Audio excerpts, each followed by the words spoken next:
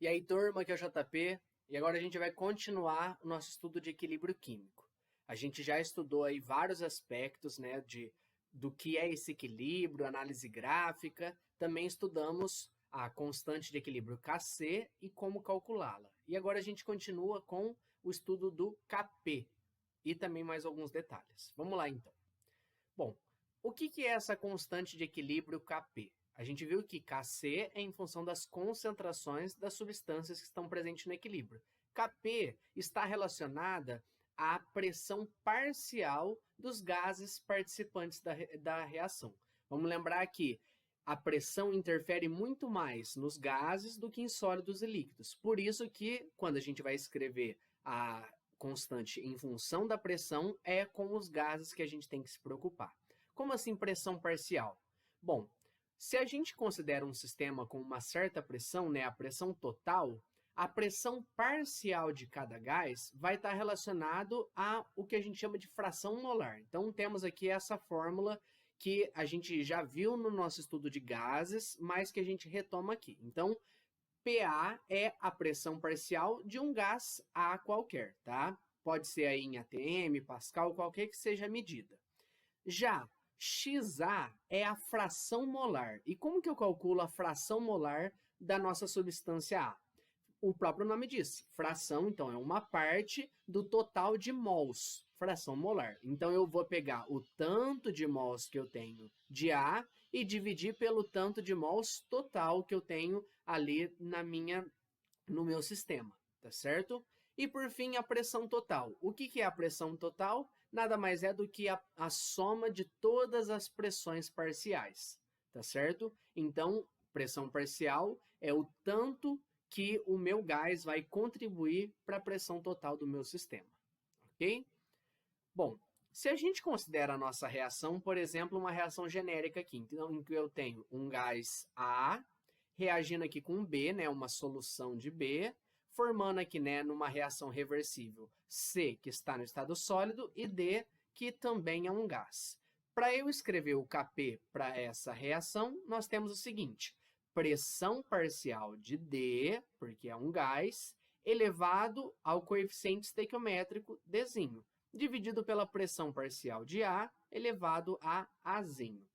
É o mesmo esquema que a gente tem para Kc, que eu ensinei que era a ponte sobre o rio, produto sobre reagente. A única diferença é que agora eu, além de desconsiderar sólidos e líquidos puros, eu também desconsidero tudo que não for gás, ok? Para poder montar a fórmula do meu Kp. Vamos lá.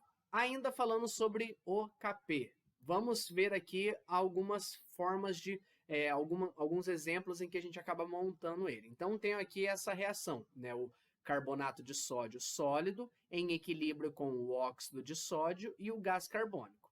Se eu monto o Kc, é produto sobre reagente. Como o sólido não entra, o único produto que eu tenho aqui é o gás carbônico. Então, concentração molar de gás carbônico. Isso é o Kc. Agora, pensando no Kp, pressão parcial do gás carbônico. Perceba aqui que o expoente é 1 nos dois casos, porque ela já está balanceada e o coeficiente aqui é 1. Não tem nada no denominador, porque o sólido não participa de nenhuma das duas constantes aqui na hora de montá-la. Outro exemplo, temos aqui agora um equilíbrio iônico, né, envolvendo aí íons, e assim como o de cima, é um equilíbrio heterogêneo, tá? Temos mais de uma fase aí, substâncias em mais de uma fase. Temos aqui, ó, 2H+, mais o ferro sólido, em equilíbrio com o ferro 2+, né, o cátion ferro 2+, e o gás hidrogênio. Fazendo a fórmula do Kc, produto sobre reagente, tá aqui, ó. Gás, né, concentração molar do H2, concentração molar do Fe2+, dividido pela concentração do H+, ao quadrado, que é o coeficiente estequiométrico aqui. Essa é a fórmula do Kc. Agora, do Kp, o único gás que tem aqui nessa reação é o H2. Então, o Kp, como o H2 está no produto, pressão parcial do H2. Perceba que, nesse primeiro exemplo, Kp, né, e Kc aqui são bem parecidos. Aqui já é mais diferente, então cuidado com isso, tá certo? Mais um exemplo. Aqui nós temos esse equilíbrio entre íon cobre 2+, mais zinco metálico, formando aqui, né, em equilíbrio com zinco 2+, e cobre metálico. Fazendo KC, produto sobre reagente, concentração do íon zinco pela concentração do íon cobre 2+. Agora, nessa reação, se eu quero montar o Kp, nós temos um problema, porque eu não tenho nenhum gás. Então, para essa equação, não temos um Kp definido, tá certo? Então, cuidado com isso, porque pode acontecer, tá? Não é toda reação necessariamente que vai ter um Kp. Agora, como que a gente consegue relacionar Kc e Kp? Muito simples. Para isso, a gente usa a chamada lei de Clapeyron. Essa lei de Clapeyron vai lembrar muito a equação de Clapeyron que a gente estuda no nosso estudo de gases, que é o PV igual a nRT. Como que é essa equação? Fazendo aí as adequações para relacionar concentração e pressão, nós temos isso daqui, ó. Kp vai ser o Kc vezes esse RT elevado a ΔN. Vamos entender o que é cada coisa aqui. Kp e Kc são as constantes de pressão e concentração, respectivamente.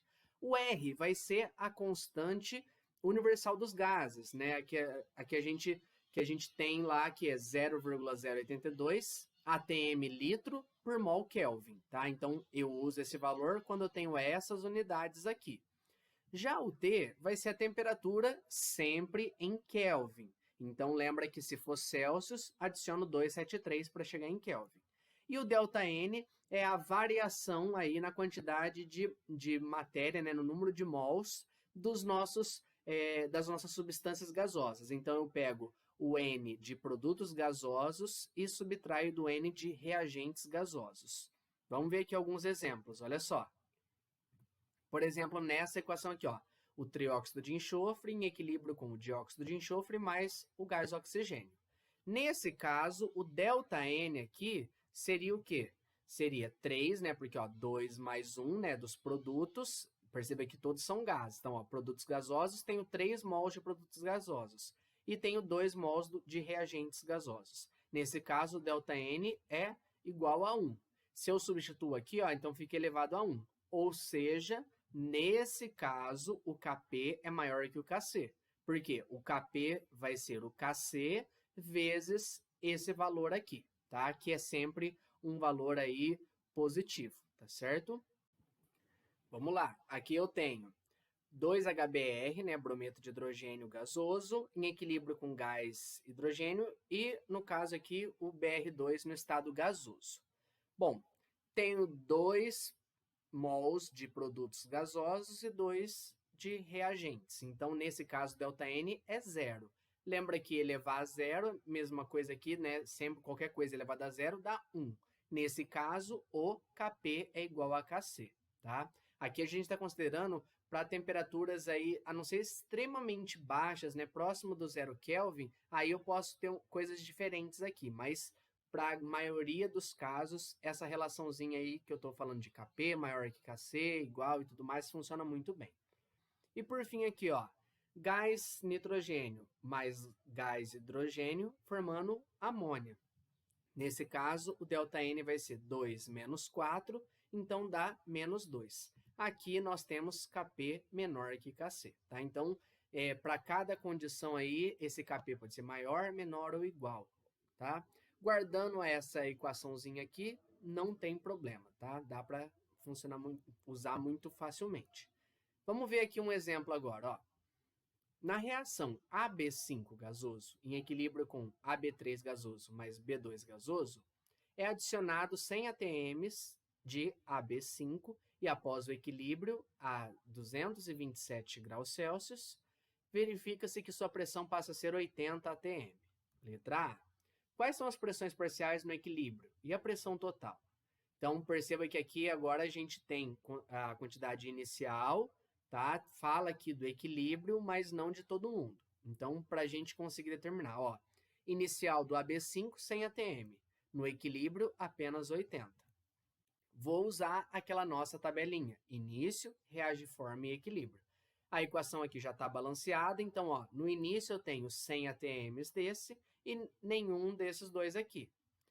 Ele falou para mim que no equilíbrio eu tenho 80 ATMs do AB5. Bom, se eu tinha 100 e agora eu tenho 80, significa que eu precisei consumir 20 ATMs do meu reagente.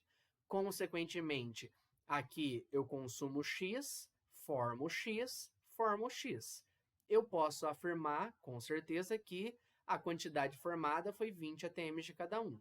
No equilíbrio, então, teremos 80 de AB5, 20 e 20. Tá aqui, ó. Pressão parcial do AB5, 80 atm. Do AB3, 20 atm. Do B2, 20 atm. Aqui eu não precisei calcular nada, porque justamente ele já me deu aqui o início e o equilíbrio, eu consegui descobrir quanto que foi essa variação. E ele pede a pressão total. Lembra que a pressão total é a soma de todas as pressões parciais. Assim, no equilíbrio, a pressão total, 120. Por quê? 80 mais 20 mais 20, 120 atm é a minha pressão total. Letra B agora. Quais são os valores de Kp e Kc na temperatura dada? E ele me deu aqui o valor do R. Bom, vamos lá. Montando o Kp para essa nossa equação. Tá aqui, ó, produto sobre reagente. Então, pressão parcial dos nossos produtos e aqui do reagente. Não tem nenhum expoente nem nada. Como eu já descobri, né, no slide anterior, as pressões parciais no equilíbrio, é só substituir 20, 20 e 80. 20 vezes 20, 400 por 80. Kp, nesse caso, vai dar 5. Agora, como que eu descubro? Ele não me deu nada de concentração. Então, para transformar de Kp em Kc, eu uso a lei de Clapeyron. Tá aqui. O que a gente tem? Vamos lá. 5, que eu acabei de descobrir. Kc é o valor que eu quero. O R, ele me deu 0,082. Temperatura. Cuidado, ele me deu em Celsius. Tem 100 Kelvin. Então, eu somo 273. Isso aqui vai dar 500 Kelvin. Variação aqui, né? O ΔN. Como tudo é gasoso, eu tenho 2 mols aqui e 1 nos reagentes. 2 menos 1. Ou seja, chegamos aqui, ó, elevado a 1, que dá na mesma, né? Não vai dar 0,082 vezes 500. Esse valor aqui, né, 0,082 vezes 500, vai dar 41, que está multiplicando, passo dividindo. Kc, 5 por 41, ou seja, nesse caso, o Kc é 0,12, tá certo? Temos aí, então, um exemplo de como relacionar Kp e Kc.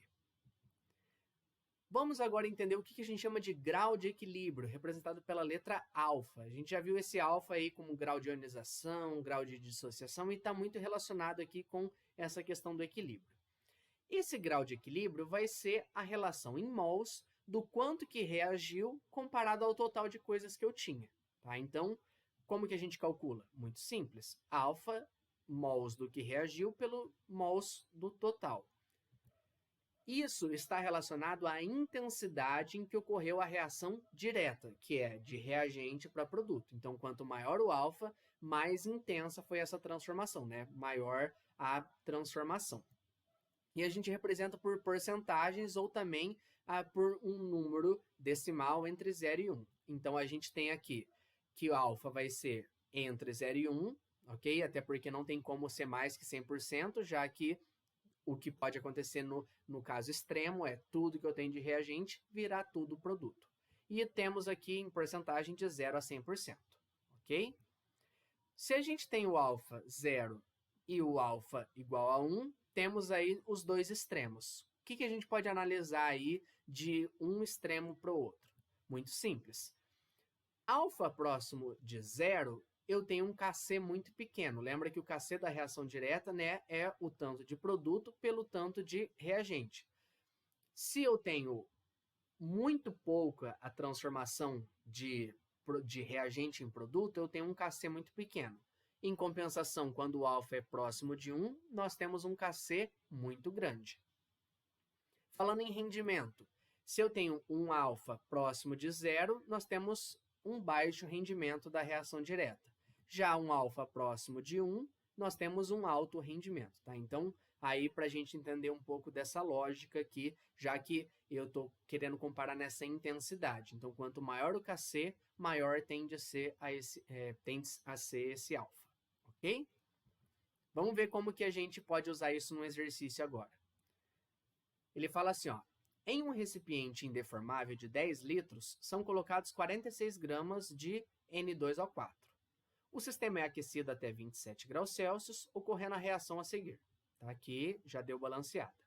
Sabendo que a essa temperatura o grau de equilíbrio é de 20%, calcule a pressão parcial de NO2 no sistema no equilíbrio. Então vamos lá, cuidado, ó, ele deu massa aqui. A gente vai precisar transformar isso daqui primeiro em mols, né, para poder ver essa questão do grau de equilíbrio e depois também transformar em pressão. Então, com essa massa, esse grau de equilíbrio, 20%, e o que ele quer é a pressão parcial do NO2. Primeira coisa, vou descobrir quantos mols eu tenho de N2O4 no começo, utilizando aqui, ó, massa da amostra, que é 46, pela massa molar do N2O4. Percebe que ele me deu aqui, ó, a massa atômica do N e do O, eu calculo massa molar que dá 92, então, no começo, nós temos meio mol de N2O4. Com essa quantidade de mol, eu consigo descobrir a pressão inicial do nosso N2O4, já que eu vou precisar de pressão porque ele quer pressão parcial, ok? Como que eu faço isso? Usando a equação de Clapeyron. Pressão, volume, tanto de mols, constante dos gases, temperatura em Kelvin. Então, PV igual a nRT, tá certo? Uma das formas de guardar para o vestibular, nunca rezei tanto, ok? PV nRT. Substituindo, pressão eu não sei, volume ele me deu aqui, ó, 10 litros, número de mols, meio, 0,082 e temperatura 300 Kelvin, 27 graus Celsius. Com isso, nós temos que a pressão inicial do N2O4, 1,23 atm. O que a gente sabe? Que 20% dessa pressão vai se transformar, né, é o que vai chegar para o equilíbrio. Então, a gente vai fazer o seguinte, alfa é 20% da pressão inicial, é o tanto que vai reagir em termos de pressão. Ou seja, com o nosso alfa, a gente descobre que o tanto que vai reagir em termos de pressão é 0,246 atms. Tá certo? Tendo agora descoberto, a gente consegue montar a nossa tabelinha usando aí os valores que a gente tinha de início e o quanto reagiu. Bom, então tá aqui, ó, a equação já balanceada. No início, o que a gente tem? Temos a pressão parcial de 1,23 atm e não temos nada do nosso produto. Só que aí a gente sabe que o tanto que reagiu vai ser 0,246 atm. Consequentemente, nós teremos aí o dobro que está sendo formado, porque a proporção é de 1 para 2. Então, ó, reagiu, diminui esse valor. Formou, somo esse valor, tá? Com isso, no equilíbrio, nós teremos aqui, ó, 1,23 menos esse valor, 0,984. Aqui, nós temos apenas esse valor aqui, 0,492 atm. Essas são as pressões parciais no equilíbrio, tanto do N2O4 quanto do NO2. Como ele pediu a pressão parcial do NO2, então já chegamos aí no nosso resultado. Ele não pediu aí para calcular Kp, nada do tipo. A gente simplesmente precisou achar a pressão parcial desse. Poderia pedir mais coisas em seguida, mas isso daí foi o que ele pediu. Vamos agora entender o que a gente chama de quociente de reação, representado pela letra Q maiúscula. O que é isso? Esse quociente é utilizado para a gente determinar se uma reação já atingiu o seu equilíbrio ou não, tá? Por quê? A gente só pode usar o Kc, né, quando a gente tem o equilíbrio. Lembra que no Kc a gente usa os valores das concentrações no equilíbrio. Se ele te dá concentrações, mas não fala se está no equilíbrio, a gente não pode usar o termo Kc. Então, a gente vai usar aí a letra Q. E para calcular esse quociente de reação, a gente vai calcular da mesma forma que a gente calcula o K, seja Kp ou Kc. Aí eu vou usar QC ou QP. Se caso o Q for igual ao K, né, então se o quociente de reação for igual à constante de equilíbrio, aí a gente pode falar que a reação já atingiu o equilíbrio. Nesse caso aqui, então, digamos que a gente tem uma reta, se for igual ao valor, então atingimos o equilíbrio. Agora, se o Q for menor que o K, o que significa isso? Significa que ainda não atingimos o equilíbrio e a minha reação tende a formar produtos. Então, eu tenho aí uma preferência na reação direta. Por quê? Tá aqui, ó. Eu tenho um Q menor que o K, então nessa reta ele está antes, ele vai tender a ir para esse sentido para se aproximar do K. Por outro lado, se o Q for maior que o K, a reação vai tender a formar reagentes. Então, nesse caso, temos uma preferência da reação inversa acontecer. Então, tá aqui, ó, o Q, um valor maior que o K, ele vai tender a voltar até atingir o equilíbrio, que é esse ponto aqui. Beleza? Vamos ver um exemplo aqui de como que a gente pode utilizar esse quociente de reação. Ele fala assim, ó, considere a reação N2O4 em equilíbrio com 2NO2, com o Kc igual a 2. Ele já deu, o Kc é uma dada temperatura. Determine se o sistema se encontra em equilíbrio nas condições. Então, primeira condição é essas concentrações aqui. Perceba que ele não falou se está no equilíbrio ou não, ele pediu para determinar se está. Como que a gente faz? Vou montar aqui, ó. Como eu não sei se está no equilíbrio, em vez de usar Kc, eu uso QC. Mas é da mesma forma. Produto sobre reagente, ok? Substituindo os valores agora. Tenho aqui, ó, concentração 210 a menos 2 ao quadrado, 110 a menos 4. 2 ao quadrado é 4. 10 a menos 2 ao quadrado, 10 a menos 4. Corto 10 a menos 4 com 10 a menos 4. O QC, nessas primeiras condições, né, no item A, deu 4. Como o QC é diferente do Kc, posso afirmar que essa reação não está em equilíbrio, tá? Então, esse sistema, nessas condições, não está no equilíbrio. E como o QC é maior que o Kc, nós temos aqui uma tendência a formar mais reagentes, né? Então, eu vou ter uma velocidade inversa maior aqui, tá? Velocidade da reação inversa maior do que a direta. Item B agora. Nessas condições, 2 mol por litro, 2 mol por litro. Novamente, QC está aqui. Produto sobre reagente. Substituindo os valores, 2 ao quadrado por 2. 2 ao quadrado por 2 vai dar 4. 4 por 2, resultado final, temos aqui 2. Perceba que o QC é igual ao Kc. Assim, nessas condições, nós já atingimos o equilíbrio. Então, aqui nós temos o sistema em equilíbrio. Ok?